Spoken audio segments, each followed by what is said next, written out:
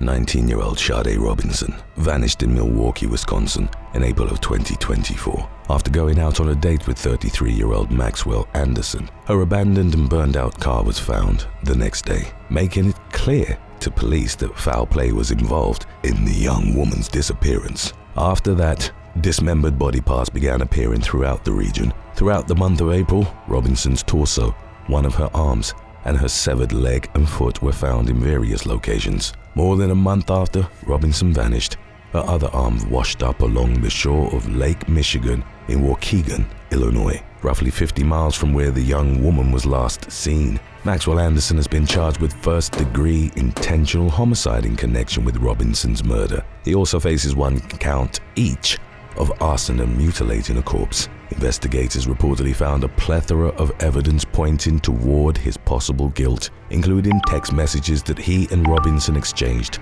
before their ill-fated date, as well as cell phone location data, which has helped law enforcement piece together a timeline of Robinson and the suspect's last movements before the murder. Surveillance footage from their date at a seafood restaurant showed the pair eating and talking for about an hour before they went to a bar. After that, Robinson's cell phone showed her near Anderson's residence for several hours. Her phone died during the early morning hours at the same park where her severed leg was found. For the time being, Anderson remains held without bail as his defense attorneys review the evidence included in the case file. During his most recent court hearing in May, his lawyers asked for 2 months to go over everything. After that, the parties will work out the details for how the case will proceed. Number 18. The murder of Bradley Reckling. In an unspeakable act of violence that occurred on an otherwise ordinary Saturday night in June in Oakland County, Michigan, a veteran sheriff's deputy and married father of 3 was gunned down in cold blood by the occupants of a stolen Chevy Equinox. 30-year-old Bradley Reckling was attempting to pursue the vehicle, which had been reported stolen earlier that day in the Detroit suburb of Madison Heights, when the suspects leapt out and opened fire on him, fatally striking him in the head and chest. 3 suspects were arrested in connection with Reckling's death. 18-year-old Karim Blake Moore faces 3 counts of lying to a peace officer during a violent crime investigation and 1 count of resisting arrest. He's been bound over for trial, but no date has been set yet. In the meantime, he remains on house arrest at his parents' residence. According to investigators, Moore was in the stolen Equinox, but did not fire any gunshots during the confrontation with Deputy Reckling. No other suspects have been charged in connection with Reckling's murder, despite more than 1 person reportedly being involved in the crime. The outcome of the case remains to be seen. Number 17. The murders of Veronica Butler and Jillian Kelly. 27-year-old Veronica Butler and 39-year-old Jillian Kelly vanished in Texas County, Oklahoma, in March of 2024. The women, who were originally from Kansas, were reported missing after their shared vehicle was found abandoned in the Four Corners region. Oklahoma State investigators traced their whereabouts to a cow pasture that was leased by one of the 4 suspects who would eventually be arrested for their murders. During a 2-day search of the field, law enforcement found Butler and Kelly's bodies inside a freezer that was buried on the property. Authorities have since charged 43-year-old Tad Burt Cullum, 44-year-old Cora Twombly, 54-year-old Tiffany Machel Adams, and 50-year-old Cole Earl Twombly in connection with the case. According to prosecutors, Tiffany Machel Adams is the mother of Wrangler Rickman, the father of Butler's 2 children. At the time of the women's disappearances and deaths, Butler and Rickman were entangled in a bitter custody dispute over the kids. Defendant Tad Burt Cullum is Adams's boyfriend and was also identified as the person who leased the property where the bodies were found. In addition to Butler and Kelly's remains, the freezer contained numerous personal effects that did not belong to either victim, including several blood-soaked pieces of clothing, a black Ka-Bar knife, and duct tape.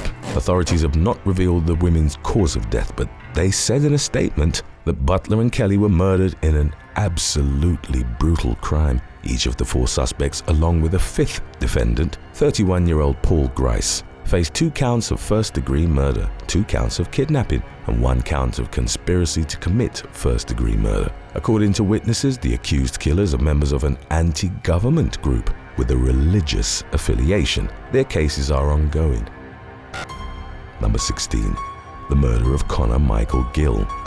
In a disturbing act of violence that took place late at night in early June, a Florida teenager walked nearly 6 miles to a sleepover that was being hosted by another adolescent in Wildwood and viciously attacked him. Identified by the Sumter County Sheriff's Office as Alexander Hernandez, the unannounced visitor banged on the door of Connor Michael Gill's home and fought his way inside.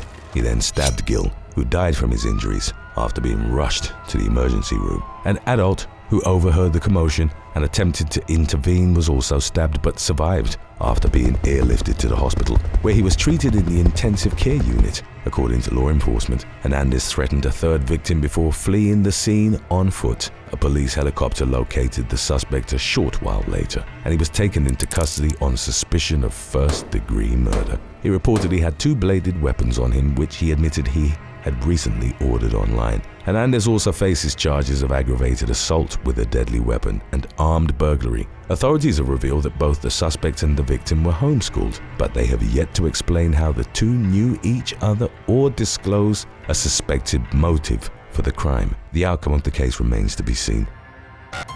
Number 15. Deadly uncle-son disagreement. A fight between 2 Texas men over chickens took a deadly turn in Hidalgo County in late May, when 21-year-old Aaron Cervantes was accused of killing his uncle, 54-year-old Fernando Madrid, during an early morning disagreement. According to witnesses, Cervantes showed up at Madrid's home in rural Mission to claim ownership of 2 birds that were on the property. When he tried taking possession of the chickens, however, Madrid confronted him. A fight broke out between the two and escalated into gunfire when Cervantes pulled out a pistol and shot his uncle inside Madrid's own home. Emergency responders arrived at the residence at around 4 o'clock in the morning and found Madrid dead in his bathroom. Officers initially detained 2 suspects but let one of them go after determining that Cervantes acted alone. The illegal sport of cockfighting is a major problem in rural Texas, but law enforcement has not revealed whether it was a factor in the deadly violence that claimed Madrid's life. Records show that Cervantes remains held at the Hidalgo County Jail on a capital murder charge with bail set at $2 million as he awaits his next court date. Number 14. The murder of Johnny Wachter. Actors and actresses from the soap opera General Hospital were left reeling after the murder of their co-star, 37-year-old Johnny Wachter, in late May. Wachter was fatally shot during the early morning hours by a trio of carjackers after finishing a bartending shift in downtown Los Angeles. He and a female co-worker were walking to their cars at around 3:25 a.m.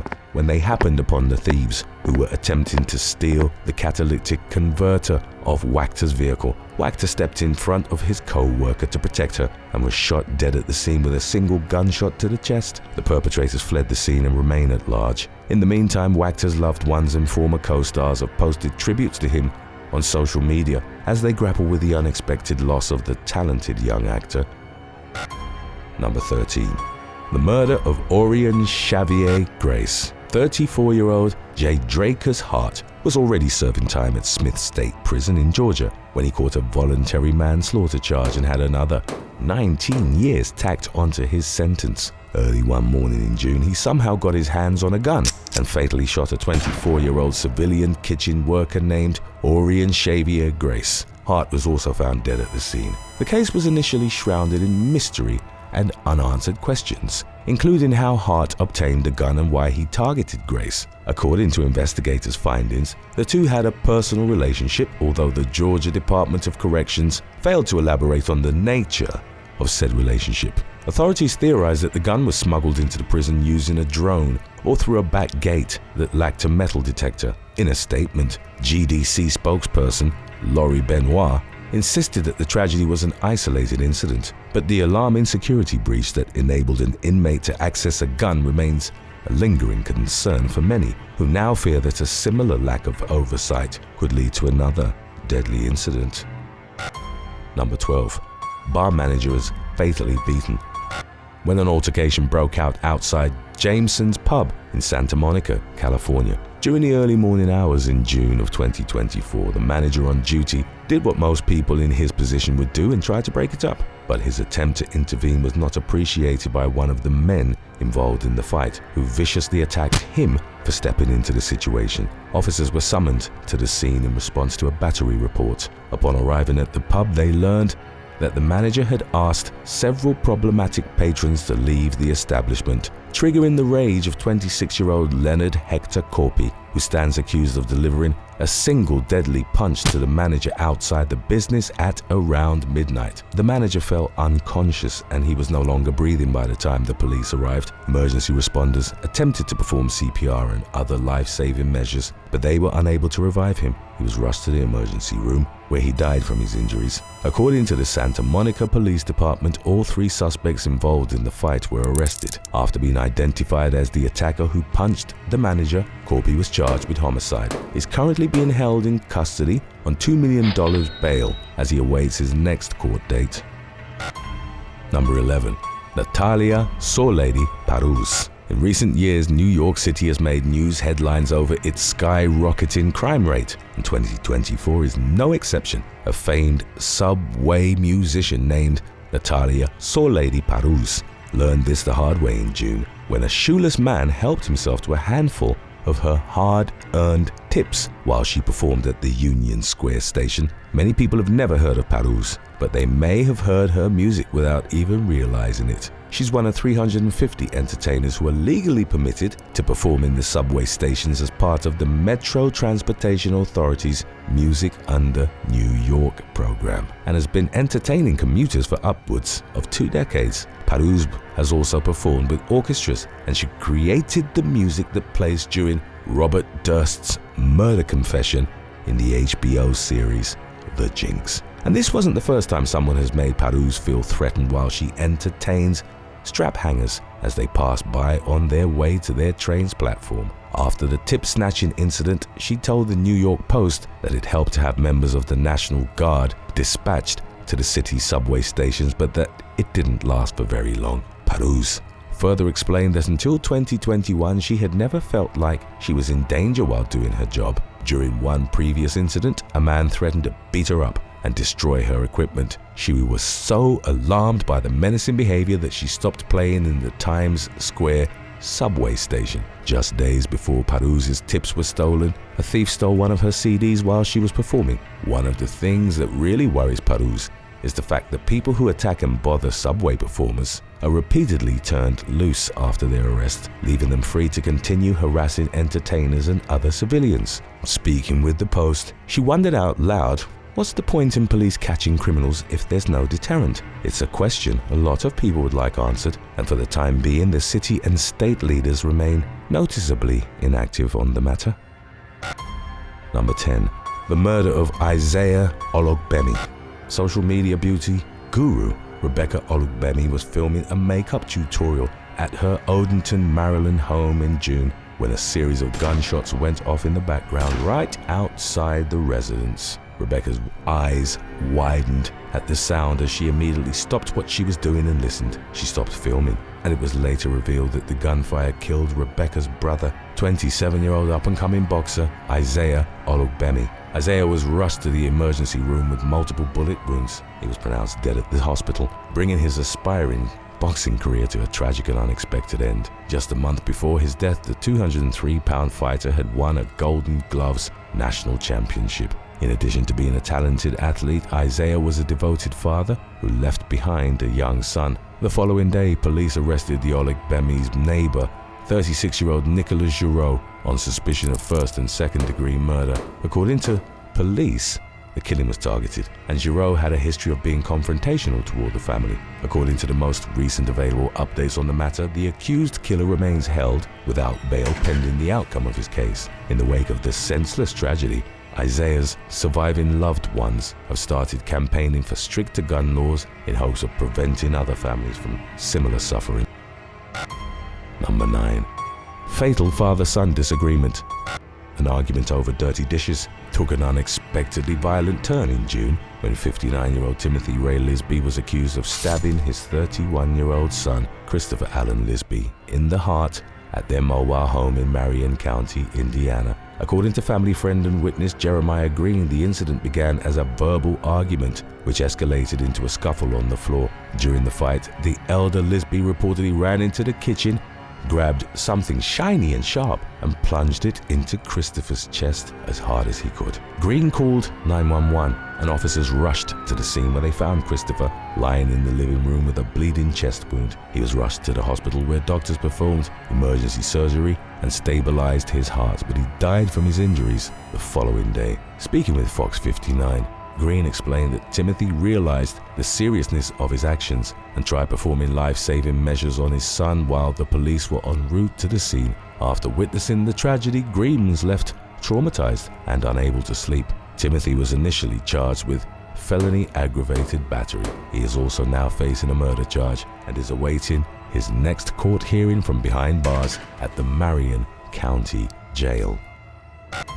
Number 8. Brutal NYC deli beatdown.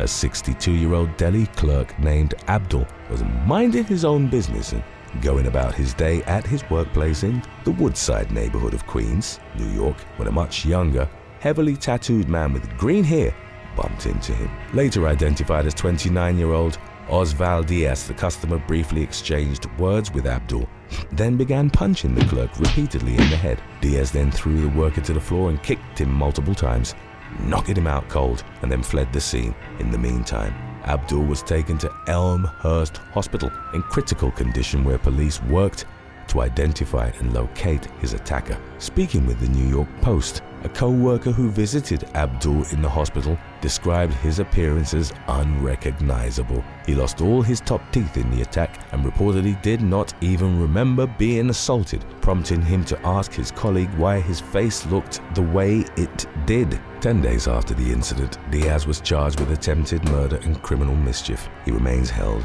without bail at Rikers Island as he awaits his next court date. Diaz has at least 25 prior arrests, with his most recent run-in with the police prior to the attack on Abdul being another violent assault that occurred in September of 2023. As part of a plea deal in the previous case, he agreed to attend anger management and was granted a conditional discharge. The outcome of his current case remains to be seen. Number 7. Disgruntled diner attacks workers. Kevin Oxlage was working as a busser in Los Angeles at an Asian restaurant called Wakano in May when he witnessed a customer yelling at his pregnant co-worker. He stood up for his colleague by politely telling the angry patron not to scream at the young mother-to-be, pointing out that she was pregnant and couldn't handle the amount of stress that was being put on her. Oxlage later told the New York Post that he and his co-worker had apologized to the irate customer for his food taking a long time, which was apparently what angered him in the first place. But their attempts at rectifying the situation apparently did nothing to calm the man down. In fact, the exact opposite happened as he walked toward Oxlage and removed his jacket as if he was preparing for a fight. He then struck Oxlage in the jaw, sending the employee flying backwards onto the floor. Oxlage attempted to defend himself, but the angry patron continued to strike him in the face. The altercation was broken up by a Good Samaritan who was dining at a nearby table and sprang into action after noticing that the situation had gotten physical. Oxlage's attacker probably didn't realize that he had a tube in his ear that was meant to drain excess fluid from his brain. The restaurant worker later said that he feared for his life for that reason alone, knowing that he could have been fatally injured if his assailant had struck the tube. Speaking with local station KABC, Oxlage's mother explained that the attacker remains at large and has returned to the restaurant at least 4 times in search of her son. Since the story broke, there have been no updates on whether or not the suspect has been caught. Number 6. Oved Bernardo Mendoza Argueta. On what began as a typical Wednesday afternoon in late June, a pair of Chick-fil-A workers in Irving, Texas, were mercilessly shot dead by a man who, according to authorities, is an illegal immigrant. For reasons that remain unclear, the victims were reportedly gunned down at their workplace in broad daylight by 37-year-old Oved Bernardo Mendoza Argueta, whose wife worked at the restaurant. An arrest affidavit identified one of the victims as 49-year-old Patricia Portillo. The other victim was identified as 31-year-old father of 4, Brian Godoy. who moved alone from Guatemala to Texas in order to better support his family. The accused shooter, an El Salvadoran national, was captured during the early morning hours after fleeing the scene in a vehicle. He told detectives that he crossed into the United States illegally but claimed that he couldn't remember when or where he entered the country. Mendoza Argueta also claimed that he's married to a US citizen and that they have a child together. After releasing minimal details about what led up to the double murder, Irving police have declined media interviews, leaving the circumstances surrounding the crime unclear. The suspect remains in federal custody on an immigration hold, while authorities determine how to handle his homicide charges moving forward. Number 5. Chicago strap hanger attacked by migrant gang. In mid-February, a group of 4 Venezuelan migrants approached a 49-year-old commuter on a Chicago train and began a conversation with him. As soon as the man let his guard down, one of the strangers held a knife to his throat while the others began going through his pockets. Without warning, one of the attackers put the victim in a chokehold, rendering him unconscious. The thieves, who ranged in age from 18 to 22 years old, made off with the victim's cell phone and $400 cash. They were arrested less than an hour later, identified by police as Fernando Loyo Rodriguez, Wilka Gutierrez Sierra, Carlos Careno, and Yonie Guasamucare Garcia. They are each facing charges of attempted murder, robbery, and aggravated battery and strangulation. Gutierrez Sierra was released on an ankle monitor, while the other 3 defendants remain held without bail until their next court hearing in August of 2024. If convicted of any felonies, they could face deportation from the United States. Number 4. The murder of Corazon Dandan. A 74-year-old woman named Corazon Dandan was minding her own business on a Bay Area Rapid Transit BART platform in San Francisco while on her way home from work late one night in July, when a homeless man shoved her in front of an oncoming train. She struck her head against the train and was rushed to a nearby hospital, where she died from her injuries. Corazon's nephew, Alvin Dandan, told the San Francisco Standard that his aunt had moved to San Francisco from the Philippines during the 1980s and rode the BART train to and from her job at a hotel every day. Her nieces and nephews, whom she helped put through college, had recently warned her about riding public transportation late at night, but Corazon loved her job and continued working past retirement age, even though she didn't need the money and she had no apparent plans to quit. Police arrested the suspect, 49-year-old Trevor Belmont, inside the subway station shortly after the incident. Also known as Hulk Tang, the suspect was described by law enforcement as a transient. He remains held without bail on suspicion of murder and inflicting injury on an elder, likely to cause great bodily injury. Authorities have yet to reveal a suspected motive for the crime. Number 3. The murder of Jocelyn Nongaray. A young woman named Jocelyn Nongaray was brutally assaulted and strangled to death in Houston, Texas in June. Authorities have identified the 2 suspects as illegal Venezuelan immigrants: Johan Jose Martinez Rangel, who's 22 years old, and 26-year-old Franklin Jose Peña Ramos. According to news reports, both suspects had recently crossed into the United States. They were both put on GPS monitoring as part of their immigration cases, but Rangel Martinez was quickly released from the program due to his lack of a criminal history and his successful compliance with required check-ins. Peña Ramos, who entered the country less than a month prior to the horrific homicide, was still on monitoring at the time of Nongaray's death. 2 days after the victim's body was found dumped in a swamp, he cut his ankle monitor off and went on the run. Both he and Rangel Martinez were captured shortly after the discovery of Nongaray's slain remains. According to prosecutors, the accused killers lured Nongaray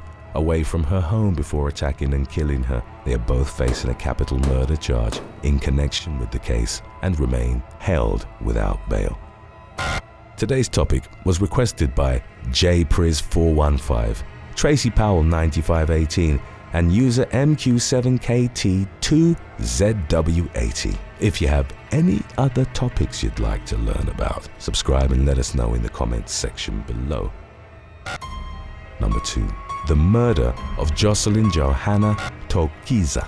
Syracuse, New York resident Jocelyn Johanna Torquiza was celebrating her 21st birthday in mid-June when she retreated to her rented Airbnb property with a man who was later identified as John Moises Chakugaisi Ilbis. Several hours later, a surveillance camera captured footage of Chakugaisi Ilbis leaving the property with Torquiza's limp, lifeless body draped over his shoulder. According to authorities, the suspect and victim are both Ecuadorian nationals who knew each other since childhood and went to elementary school together before migrating to the United States. Chakugaisi Ilbis is accused of fatally strangling Torquiza, then burying her body in a shallow grave in a public park close to the Airbnb. He then caught a bus downstate to his home in Rockland County, north of New York City. Torquiza's remains weren't found until more than 4 days later, after her family reported her missing to law enforcement. The accused killer turned himself into the police a few days after that and remains in custody on suspicion of second-degree murder and concealment of a human corpse. His alleged motive for the crime is unclear, and the outcome of the case remains to be seen. Number 1. The murder of Rachel Sheridan. 24-year-old Rachel Sheridan vanished from Plain Township, Ohio, in early July. After being unable to reach the young woman, her mother requested a welfare check from the police, who found Sheridan's front door open. Nobody was in the residence, and officers deemed the scene suspicious, triggering an investigation into the missing woman's whereabouts. While carrying out a search warrant, police spotted Sheridan's vehicle being driven and pulled it over. Behind the wheel was her 26-year-old live-in boyfriend, Sean Guy, who fled on foot into a nearby wooded area. Guy managed to outrun deputies and canines. In the meantime, deputies discovered evidence of foul play at Sheridan's apartment, leading them to theorize that she was murdered inside her home. Authorities caught up with Guy at a homeless shelter in nearby Canton and took him into custody on outstanding warrants for burglary, grand theft of a firearm, and several misdemeanor domestic violence charges for crimes he's accused of committing against Sheridan. He is now facing an additional charge of murder following the discovery of Sheridan's body in a trash can at a public park, and remains in custody with bond set at $1 million. Thanks for watching. What's the craziest thing that's happened to you so far in 2024? Let us know in the comment section below.